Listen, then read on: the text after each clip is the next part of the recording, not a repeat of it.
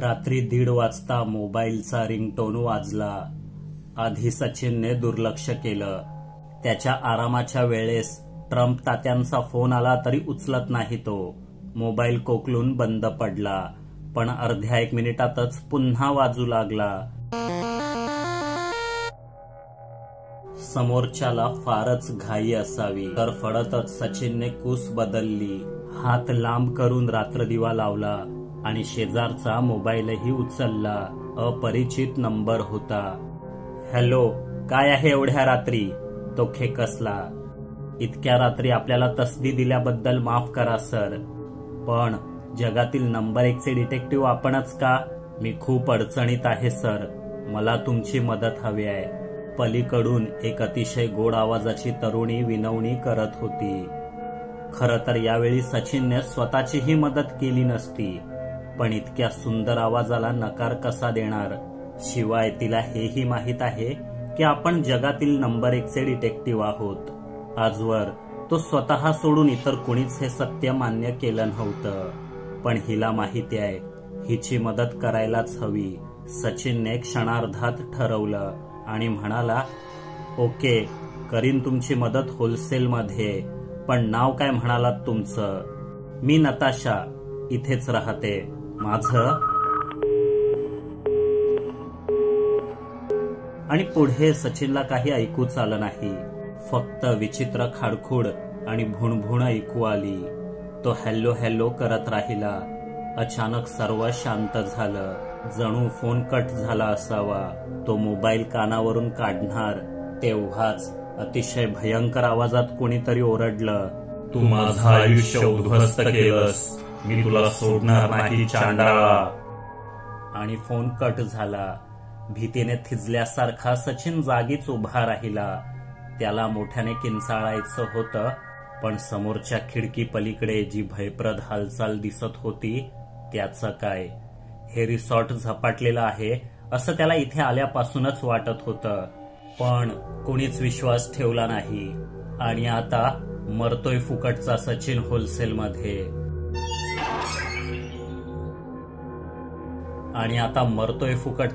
होलसेलमध्ये. भीतीने त्याचे पाय लटपटू लागले. बोबडी वळली. त्याने थरथरत्या हाताने चेतूचा नंबर डायल करायला घेतला. तो शेजारच्याच बेडरूम मध्ये होता. पण अचानक डोळ्यांवर जबरदस्त गुंगी आली. सचिन पलंगावर कोसळला. मोबाईल हातात तसाच राहिला. पुढच्या 2 मिनिटात जगातील नंबर 1 चा डिटेक्टिव्ह पोटावर पालथा पडून घोरू लागला. कुणीतरी आपल्या छाताडावर बसून जीव घेण्याचा प्रयत्न करतय असं वाटलं आणि सचिन किंचाळला. उठून बसला. पण ते कुणीतरी म्हणजे आपला मंग्याच होता. सचिनला चहासाठी उठवण्यास आलेला. बटाट्या गळा दाबून मारतोयस काय मला? सचिन ओरडला. तुला मारून मला काय मिळणार आहे झेमण्या? मोबाईलवर झोपलायस म्हणून बाजूला करत होतो तुला. उगाच बॅटरीचा स्फोट बीट झाला तर 9 घोस्ट नाव बदलून 8 घोस्ट करावं लागेल आम्हाला.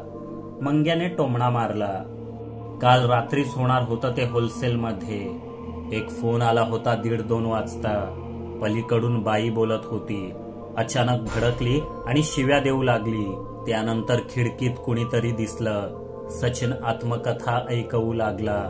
पण मंग्याने ते गंभीरपणे घेतलं नाही. कारण भीणं हा सचिनचा स्वाभाविक गुणधर्म होता आणि त्यात काही नवीन नव्हतं. नाश्त्यासाठी डायनिंग रूम मध्ये आल्यावरही त्याने तोच भयंकर अनुभव ऐकवला. नॉनसेन्स, स्वप्न बघत असशील, भूताने फोन केला म्हणे. लिंबूने आक्षेप घेतला. इतकी खतरनाक स्वप्न पडायला मी काय चेतू आहे होलसेलमध्ये? खरंच होतं ते, सचिनने ठासून म्हटलं. ठीक आहे, मग दाखव मला तो नंबर, राजेशने म्हटलं. हे घे, तूच बघ रताळ्या. सचिनने कीपॅड लॉक काढून मोबाईल त्याच्याकडे सोपवला. कॉल हिस्ट्रीमध्ये जाऊन राजेशने पाहिलं तर काल रात्री कुठल्याही अननोन नंबरवरून सचिनला फोन आलेला दिसेना. शेवटचा फोन योगनेच त्याला केला होता, पण तो 12 वाजता, आजचं प्लॅनिंग सांगणारा. राजेशने हे दाखवताच सचिन चाट पडला. पुन्हा पुन्हा वर खाली नंबर स्क्रोल करू लागला. प्रयत्न चांगला होता सचिन तुझं हे करण्याचा, पण आम्ही फसणार नाही. माहिती आहे तुला हे रिसॉर्ट आवडलेलं नाही, पण काल रात्रीच तर आलोय आपण. 1-2 दिवस जाऊ देत, मग बघ कसा ह्याच्यात येशील. योग म्हणाला. ह्याच्यात म्हणजे नक्की कशात? किरणने मिश्किलपणे हसत विचारलं. फॉर्म मध्ये येशील, उत्साहात येशील, जोश मध्ये येशील, असं काहीतरी म्हणायचं असेल त्याला. राजेशने स्पष्ट केलं. काय बकवास लावले भेंडी सकाळ सकाळी. मी या सचिनची नाटकं पाहायला इथे आलेलो नाही. सुट्टीवर आहोत ना आपण. किती दिवसांनी वेळ मिळालाय. ठरलंय तसंच करायचं. सकाळी चांगलं 10 वाजेपर्यंत लोळायचं, मग चहा नाश्ता करायचा, थोडा वेळ इंडोअर गेम खेळायचे, मग लंच, मग थोडा वेळ परत झोपायचं. संध्याकाळी 5ला उठून रिसॉर्ट मागच्या मोकळ्या जागेत क्रिकेट खेळायचं. त्यानंतर पूलमध्ये पोहायचं, तिथेच चहा मागवायचा, मग तयार होऊन ड्राईव्हला जायचं, नाहीतर टेकडीवर फेरफटका मारून यायचा. मग IPLच्या मॅच बघत डिनर करायचा. झोपताना हॉरर पिक्चर बघायचा. त्यानंतर सगळ्यांनी आपापल्या बेडरूम मध्ये जाऊन फुल AC लावून झोपायचं. ते थेट सकाळी 10ला उठायचं. विजयने प्लॅन ऐकवला. बरोबर आहे तुझं. वर्षभर राबल्यावर असा आठवडाभराचा ब्रेक पाहिजेच ना मित्रांनो. त्यात या सचिनची भुताटकीची नाटकं कशाला. पाठवून द्या झेमण्याला मुंबईला परत. मी गाडीचे पैसे देतो हवं तर, मंग्या बडबडला. अलबत अस्मादिक सहमत आहेत बंधू मंगेशच्या निवेदनाशी. तसेही या कर्मचुकार बालिश सेवकाने वर्षभर यत्किंचितही श्रम घेतलेले नसल्याने तो या राजेशाही विलासास पात्र देखील नाही, असे अस्मादिकांचे ठाम मत आहे. विशालने आगीत तेल ओतलं. ए चाय कम पाणीनी, गप्प बस नाही तर कांदा पोहे खाऊन टाकीन तुझे. सचिनने धमकी दिली. विशाल आपली पोह्यांची प्लेट घट्ट पकडून बसला. ए वेड्यांनो, नकाना पनवती लावू. किती दिवसांनी वेळ मिळालाय सर्वांना एकत्र. मस्तपैकी एन्जॉय करूया की, किरणने समजावलं. मग सर्व तेच म्हणतायत, पण या सचिनला कळायला हवं ना. याला कुठेतरी त्या शांग्रीला की फांग्रीला रिसॉर्टला जायचं होतं. का तर तिथे जास्त राईड्स आहेत म्हणून. एका मुलाचा बाप झाला तरी बचकुंडेगिरी गेली नाही याची. राजेश सात्विक संतापला. चुकतोयस तू मित्रा राजेश. इथे राईड्स नाहीत हा प्रॉब्लेम नाही झेमण्याचा. हे रिसॉर्ट माझ्या मित्राचा आहे ना, हा प्रॉब्लेम आहे. मंग्याने रहस्य फोडलं. हो आहे मला प्रॉब्लेम. इतके चांगले पर्याय असताना या रानातल्या रिसॉर्टवर का घेऊन आलात तुम्ही? फक्त रिसॉर्ट मंग्याच्या मित्राचा आहे म्हणून? इथे स्पा कुठाय, सौना कुठाय? रेटिंग मध्ये 5च्या खाली 1 पण स्टार असेल तर अशा रिसॉर्ट मध्ये राहत नाही मी, माहिती आहे ना तुम्हाला. सचिन भांडू लागला. 1-2 स्टाफ मेंबर येऊन कुतूहलाने पाहू लागले, पण कुणी कुणाच्या उरावर बसलेलं नाही हे पाहून हिरमोड होऊन परत गेले. असं काय करतोस सचिन? अरे रिसॉर्ट मंग्याच्या मित्राचा असला तरी सुविधा उत्तम आहेत. त्याने आपल्याला 25% सूट दिली आहे. जेवण चविष्ट आहे. आणखी काय पाहिजे? हो स्पा सौना वगैरे नाही, पण त्याची आपल्याला काही गरज तरी आहे का? मागील काही महिन्यांपासून हा रिसॉर्ट डबघाईला आलाय. मालकावर कर्ज झालंय खूप. आपल्या इथे राहण्याने त्याची थोडीफार मदत होणार असेल तर तुला काय अडचण आहे? मी विचारलं. मला काहीच अडचण नव्हती, खरंच नव्हती. पण काल रात्री एका हडळीने फोन करून धमकी दिल्या होलसेलमध्ये. सचिनने पुन्हा तेच रडगाणं लावलं. तो भास होता रे तुझा नॉनसेन्स, नाहीतर स्वप्न पाहिलं असशील. कुठलाच अननोन नंबर नाही तुझ्या कॉल हिस्ट्रीमध्ये. उगाच अफवा पसरू नकोस. हवं तर माझ्या वाट्याचे पोहे खा, पण शांत बस. लिंबाजी आपली डिश पुढे सरकवत म्हणाला. काय लिंबू तू पण? 1 प्लेट पोह्यांसाठी मी खोटं बोलतोय असं वाटलं का तुला? पण दे आता, देतोस तर. असं बोलून सचिनने त्याच्या समोरची डिश ओढली आणि मिटक्या मारत खाऊ लागला. तो दिवस अगदी ठरल्याप्रमाणे मौज मजेत गेला. डिनरमध्ये बिर्याणी होती, सोबत रेशमी कबाब. आणखी काय पाहिजे? फक्त रात्री हॉरर मूव्ही पाहण्याचा प्लॅन थोडा बारगळला, कारण बहुतेक सिनेमे आम्ही पाहिले होते आणि ते काय नेहमीच बघतो, काहीतरी वेगळं करूया असं ठरलं. मग सगळे वरांड्यातच गोलाकार बसलो. दूर टेकडीवरून गार वारा अधूनमधून भेटीला यायचा. रातकिडे किरकिरत होते. खूप वेळ चर्चा केल्यावर प्रत्येकाने एक एक खराखुरा हॉरर किस्सा सांगायचा असं ठरलं. ही कल्पना सचिन सोडून सर्वांना आवडली. यात नवीन काय वाटाण्यांनो, दरवेळी पिकनिकला निघालो की गाडीत हेच तर करतो आपण. तो पुन्हा कुरकुरला. त्या कथा असतात मित्रा, आता खऱ्या खुऱ्या घाम फोडणाऱ्या टेरर स्टोरी सांगायच्यात भेंडी. मी तर खूप आतुर झालोय ऐकायला, विजय म्हणाला.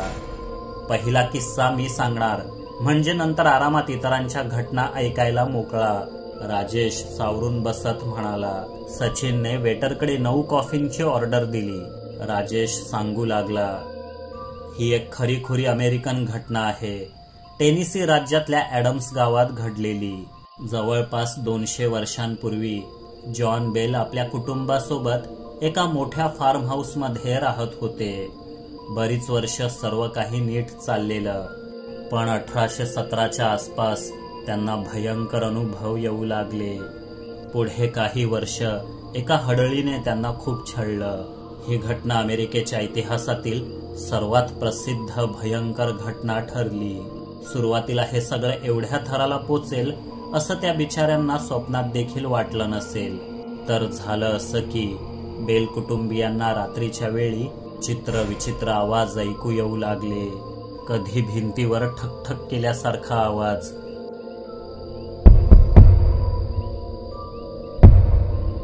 कधी जड लोखंडी साखळ्या फरशीवरून घासत नेल्याचा आवाज, कधी कुणाचा गळा आवळत असल्यासारखा, तर कधी मोठमोठ्याने श्वास घेण्याचा आवाज. त्यावेळी घरे प्रशस्त आणि एकमेकांपासून दूर असायची. बांधणीसाठी लाकडाचा वापर मोठ्या प्रमाणात केला जायचा. अनेक वर्षांच्या ऊन पाऊस वाऱ्याने लाकूड खंगत जाऊन घर कुरकुर करू लागायचं. त्याचाच हा आवाज असेल असे मानून बेल कुटुंब स्वतःचे समाधान करू लागले. पण लवकरच त्यांना एक स्पष्टसा स्वर ऐकू येऊ लागला. जणू एक स्त्री अगदी कुजबुजत्या आवाजात काहीतरी गात असावी. हळूहळू ती बोलूही लागली, अगदी स्पष्टपणे. आधी या आवाजांशिवाय इतका काही त्रास नव्हता, पण परिस्थिती लवकरच बदलली. ती अदृश्य काळी शक्ती घरातील सदस्यांवर हल्ले करू लागली आणि तिचा विशेष राग होता जॉन बेल आणि त्यांची मुलगी बेट्सी बेलवर. पुढे ती अदृश्य शक्ती आपलं नाव केट आहे असं सांगू लागली. बऱ्याच वर्षांपूर्वी जॉन बेल यांची एक शेजारीण होती. तिचं नाव केट बॅट्स असं होतं. जमिनीवरून केट आणि जॉन यांचे नेहमी वाद व्हायचे. कधी कधी ते विकोपालाही जायचे. पण अचानक एके दिवशी केट आपली जमीन जॉन बेल यांना विकून शहर सोडून निघून गेली होती. परंतु आता तीच केट बेल कुटुंबाला पछाडते आहे म्हटल्यावर त्यामागे नक्कीच काहीतरी कारण असणार. जॉन बेल यांनी केटला मारलं. तिचा मृतदेह आपल्या मळ्यातच कुठेतरी गाडला आणि जमीन हडपली असावी अशी चर्चा दबक्या स्वरात गावभर होऊ लागली. गावकरी केटच्या भूताला द बेल विच म्हणजेच बेल कुटुंबाला झपाटणारी हडळ असे म्हणू लागले. आधी या हडळीने जॉन बेल यांची लहान मुलगी बेट्सीला लक्ष्य केलं. एकटी बसली असताना अचानक तिचे केस खेचणं, कानशिलात लगावणं असे प्रकार घडत. बिचारीच्या पूर्ण देहावर अनेक ठिकाणी उरण आणि जखमा दिसू लागल्या. ती रोज सकाळी एक नवी जखम घेऊनच जागी होत असे. हडळ बेट्सीच्या कानात भयंकर गोष्टी कुजबुजत असे आणि कधी कधी तिच्या समोर प्रकटही होत असे. बेट्सीसह संपूर्ण कुटुंबालाच हडळीने धारेवर धरलं. जॉन बेल यांच्याकडे हे वडिलोपार्जित घर आणि जमीन सोडली तरी तर काहीच नव्हतं. नाईलाजाने त्यांना या झपाटलेल्या घरातच राहावं लागलं. पण हडळीने जॉन बेल यांचा अतोनात छळ केला. अर्धांगवायूचा झटका येऊन त्यांचे तोंड वाकडे झाले. मग हळूहळू इतर शारीरिक कुरबुरीही वाढल्या. ती हडळ जॉनला ओल्ड जॅक नावाने हाक मारत असे आणि तुला ठार केल्याशिवाय शांत बसणार नाही अशी शपथच तिने घेतली होती. ही हडळ आतापर्यंत जगाने अनुभवलेल्या इतर भूतांपेक्षा फारच शक्तिशाली होती असं म्हटलं तर चुकीचं ठरणार नाही. कारण ती घरातल्यांच्या व पाहुण्यांच्या आवाजाची नक्कल करून जॉन आणि बेट्सीला फसवत असे, आपल्याकडे बोलावत असे. काही दिवसांनी किंवा आठवड्यांनी कोणत्या वेळी काय होणार आहे याची तंतोतंत भविष्यवाणी देखील ती करायची. त्याशिवाय एकाच वेळी एकापेक्षा अनेक ठिकाणी उपस्थित राहू शकायची.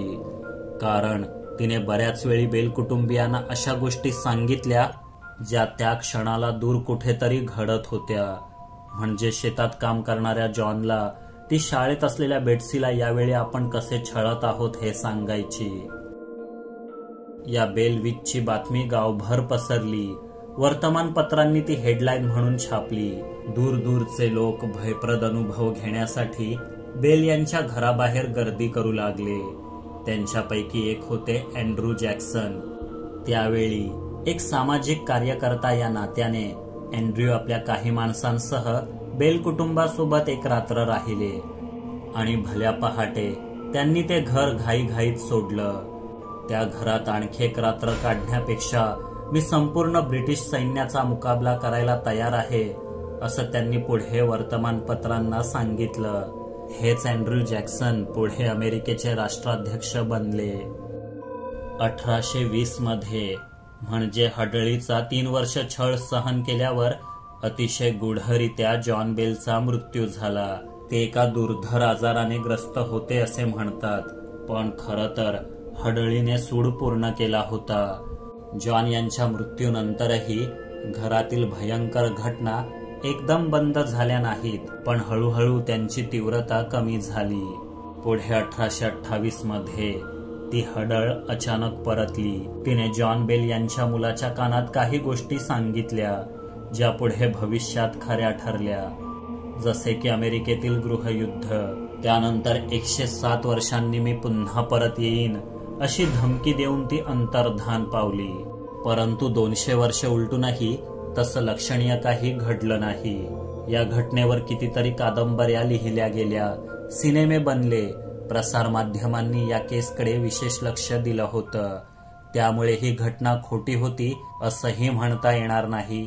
बेल कुटुंबियांचं घर आज जमीनदोस्त झालं असलं तरी तिथून जवळच एक गुहा आहे जिथे अजूनही भयानक घटना घडतात असं म्हटलं जातं. राजेशने पहिला किस्सा संपवला. तो फारच भयंकर होता. सगळे सुन्न झाल्यासारखे बसल्या जागी चिकटलेले. जराही हल्लो तर ती हडळ आपल्यालाही येऊन छळेल की काय असं वाटत असलेलं. सचिनला घाईची लघुशंका लागलेली, पण एकट्याने व्हरांड्यातून आत खोलीत आणि मग खोलीतून बाथरूम पर्यंत कसं जायचं. त्याने कसंनुसं हसत म्हटलं, छे, इतकी काही हॉरर नव्हती ही घटना. मला तर अजिबात भीती वाटली नाही होलसेलमध्ये. पुढचा किस्सा कोण सांगतय, पण तो सांगण्याआधी चला कोण कोण माझ्यासोबत बाथरूमला येतंय. पण कुणीच प्रतिसाद दिला नाही. तेव्हा त्याने पुन्हा विचारलं. तसा मंग्या चिडला, झेमण्या बाथरूमला चाललास की पिक्चर बघायला? कशाला 2-2 जण पाहिजे? जा पटकन जाऊन ये, आम्हाला पुढची घटना ऐकायची आहे. चरफडत सचिन एकटाच निघाला. त्याचा रूम अगदी टोकाला होता. तिथे जाण्यापेक्षा जवळच कुठेतरी जाऊ म्हणून तो विशालच्या खोलीकडे वळला. दार उघडच होतं. आधी त्याने आतले दिवे लावले, मग पटकन धावून बाथरूम मध्ये शिरला. थोडं हलकं हलकं वाटत असतानाच दाराबाहेरून पुन्हा कालचाच गंभीर स्वर घुमला, लवकर उरक चांडाळा, बाहेर मृत्यू तुझी वाट पाहतोय.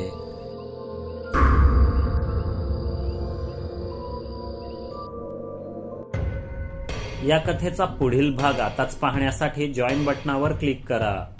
सुपर थँक्स बटनाचा वापर करून तुम्ही आमच्यावरील प्रेम व्यक्त करू शकता. कथा आवडली असेल तर लाईक, शेअर आणि सबस्क्राईब करायला विसरू नका. लवकरच पुन्हा भेटू. तोपर्यंत पाहत रहा आपली दुनियादारी आणि स्वतःची काळजी घ्या. जय हिंद, जय महाराष्ट्र.